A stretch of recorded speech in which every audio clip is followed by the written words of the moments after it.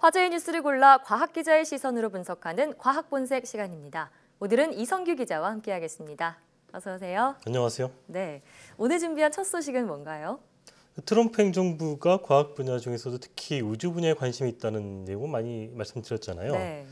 핵심은 이제 문투 말스라고 해서 달에 다시 우주인을 보내고 그 이상 이제 화성에까지 사람을 보내겠다. 예. 뭐 이런 내용이잖아요. 네. 근데 이제 실제로 화성에 우주인이 간다고 가정을 하면은 인류 역사에 뭐 굉장히 큰 역사의 한 획을 그은 일이 될 텐데 그렇습니다. 현재 기술로 지구에서 화성까지 대략 한 10개월 정도가 걸려요. 예상이 예. 되기로는. 그럼 우주 전체의 시간으로 보면 굉장히 짧은 시간이지만은 그 우주 비행선 안에 있는 우주인에게는 굉장히 긴 시간이 될 수 있거든요. 예. 근데 이 때문에 몇 가지 좀 고려해야 될 사항이 있는데 그 가운데 하나가 장기간 우주 여행을 할 때 우주인의 건강이 어떻게 되느냐 하는 문제인 거죠. 네.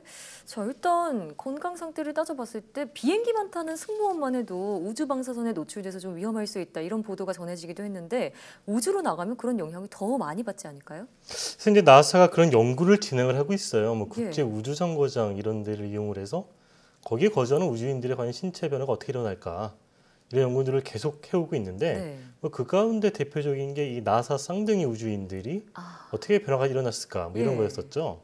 이게 이제 중간 결과가 발표됐을 때 그 우주 정거장에 있던 우주인하고 지구에 있던 그 쌍둥이 형하고 예. 그 DNA가 좀 다르다 이렇게 처음에 보도가 나가서 큰 파장을 일으켰었는데 네. 사실은 DNA 변이가 일어난 게 아니라 이 DNA가 단백질로 발현되는 그 양에서 차이가 있었다. 이런 걸로 다시 정정이 되면서 그 파문은 가라앉았었죠. 그렇군요. 자, 그런데 이 우주인의 건강을 위협하는 게 하나 더 있다고요. 그 우주 바이러스라고 해야 될까요? 예. 우주 공간에서 이제 바이러스가 어떻게 되느냐 뭐 이런 문제인 거죠. 사실 바이러스는 이 인류를 위협하는 굉장히 무서운 존재잖아요. 그렇습니다. 그래서 뭐 혹자는 인류의 역사는 바이러스의 전쟁이다 이렇게 평가하는 분들도 있는데 최근 미국 항공우주국 나사의 존슨 우주센터는 휴스턴에 있는 센터인데 이 존슨 센터에서 굉장히 흥미로운 연구 결과를 발표했어요. 그 연구 결과 내용을 살펴보면은 우주 비행을 한 미국 우주인들의 절반 정도에서는 예. 특정 바이러스가 재활성화된 것으로 나타난 거죠. 그러니까 미국 나사가 자국 우주인을 대상으로 실험을 했더니 절반 정도가 특정 바이러스가 재활성화됐다. 일단 어떤 바이러스인지 궁금하고요. 좀 더 구체적으로 설명해 주시죠. 이 바이러스는 이제 헤르페스 바이러스라는 건데요. 이 예. 헤르페스 바이러스는 이제 피부 점막에 생기는 바이러스로 뭐 물질 같은 걸 일으키는 바이러스예요. 네. 이 바이러스에 감염됐다고 하더라도 이 바이러스가 잠복돼 있으면 별 문제가 없어요. 이 나사 우주 실험 결과는 그 잠복돼 있는 바이러스가 아무런 활동도 하지 않는 애가 우주 공간에서 다시 활성화됐다. 예. 이제 그런 거가 관찰이 된 거거든요. 일단 연구팀은 그 우주 비행 전과 우주 공간에서의 체류, 지구에서 귀환한 다음에 우주인의 이 타액과 뭐 이런 소변 등을 채취해서 분석을 해본 거죠. 그 결과 짧은 기간, 그 우주 왕복선을 타고 국제 우주 정거장 가는 그런 정도의 수준에서는 네. 한 89명 가운데 한 절반 정도가 이 바이러스가 검출이 됐고요. 예. 조금 오랜 기간, 국제 우주 정거장에 아예 체류하는 그런 우주인들도 있잖아요. 네. 이런 분들 같은 경우는 23명 가운데 60% 이상에서 바이러스가 검출이 됐다는 거죠. 예.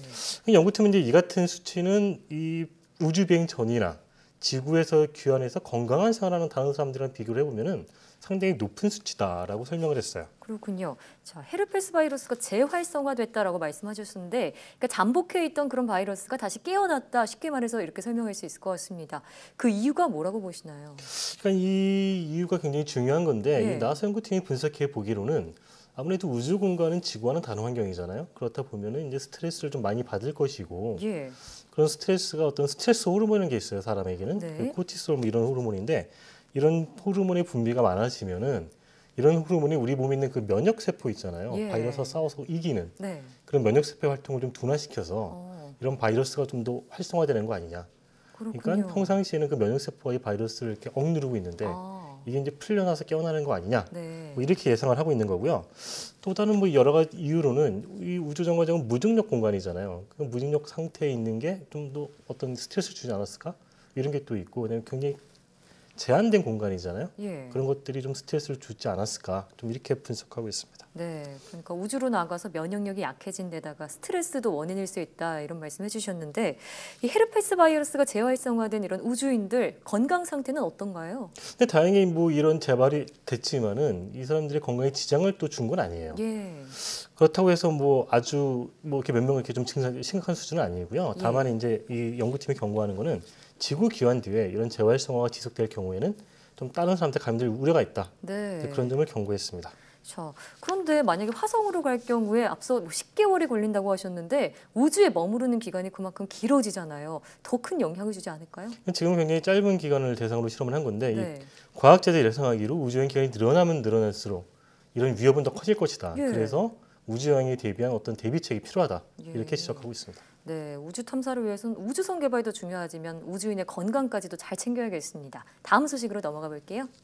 요즘 이제 통신업계 이슈가 이제 5G 이동통신이잖아요. 네. 우리나라가 다음 달 초에 이제 상용화를 한다 뭐 이런 목표를 세우고 있는데 예. 이 5G는 5G 자체도 중요하지만은 사실 이 관련 서비스가 굉장히 중요해요. 예. 이 5G 관련 서비스로 주목받는 것 중에 하나가 이 의료 분야잖아요. 예. 자, 5G 하면 뭐 자율주행 자동차나 뭐 AR, VR 같은 실감형 미디어가 떠오르는데 의료 분야에는 어떻게 접목이 될 수 있을까요?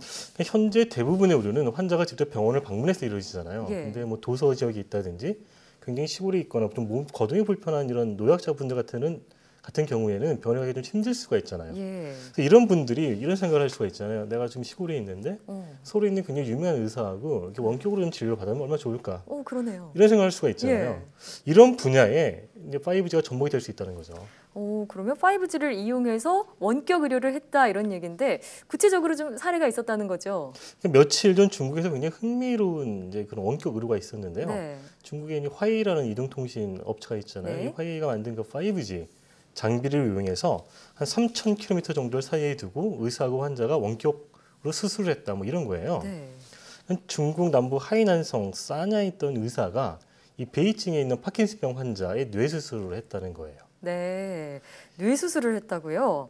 그럼 이 환자는 뭐 멀리 살았나 봐요. 사실 이 환자가 뭐 3,000km 바뀌니까 예. 멀리 산 것도 멀리 산 건데 사실은 이 의사가 이제 그 베이징이랑 하이난을 이렇게 번갈아 가면서 네. 왔다 갔다 하면서 뭐 하루는 베이징에서 수술을 하고 어. 또 어떤 날은 이 하이난에서 수술을 하는데 예. 하필은 이제 그 날은 이분이 이제 하이난에 이제 자기가 수술할 일정이 있는 거예요. 아. 그러니까 베이징에 있는 환자분한테 이렇게 오라고 할 수가 없잖아요. 그렇죠. 거리도 멀고 파킨슨 예. 환자를. 그냥 자기가 이제 그래서 이 화웨이 장비를 이용해서 수술을 한 건데 네. 이 자기는 이제 그 하이난성에 있고 이 5G 이동 장비를 이용을 해서 베이징에 있는 수술 도구한테 이렇게 지시를 내린 거죠. 예, 그렇군요. 자, 3,000km면 제가 찾아보니까 서울에서 베트남 하노이까지의 거리가 그 정도 된다고 하더라고요. 정말 먼 거리인데 수술이 성공했다고 하니까 신기하기도 하고 좀 다행이라는 생각도 듭니다. 자, 그런데 4G LTE로는 이런 수술을 할 수 없는 건가요? 그러니까 현재 우리가 사용하고 있는 게 4G LTE 기술이잖아요. 예. 뭐 얼핏 생각해 보면 4G도 될 것 같다는 생각이 드는데 네. 우리가 이제 지금 스마트폰을 쓰면서 약간 버퍼링이라는 게 있잖아요. 예. 뭐 잠깐 화면이 멈추다든지 좀 느려지는 현상.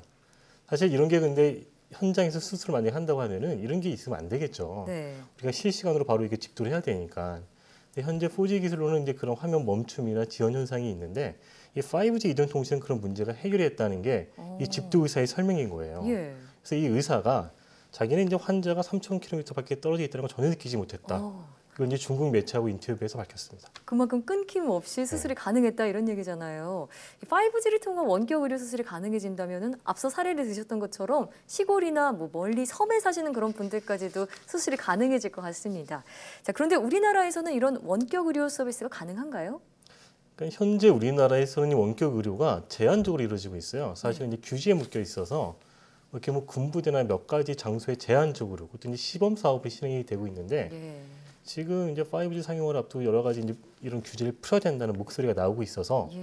복지부 등 이런 정부에서는 이게 이제 원격 의료를 우리가 스마트 의료라는 이름으로 명칭을 변경하고 이걸 조금 더 넓혀서 할 수 있도록 관련법 개정을 추진을 하고 있어요. 그렇군요. 네, 근데 정부에서 이렇게 개정을 추진하고 있는데 네. 사실은 우리가 이제 이렇게 굉장히 멀리 떨어진 데서 이렇게 원격으로 진료하다 보면은 아무리 의사가 자기가 진료를 잘한다고 하더라도 오진의 가능성이 있잖아요. 그렇죠. 그래서 이런 뭐 오진의 가능성 또 그 외에 다른 여러 가지 문제점 이런 것들 때문에 정치권에서는 약간 공방이 지금 있어요. 예, 아직 좀 논란의 여지는 있는 부분이지만요. 어쨌든 이 분야도 국민에게 편익을 줄 수 있는 분야가 될 수 있겠다는 생각이 듭니다. 오늘 말씀 잘 들었습니다.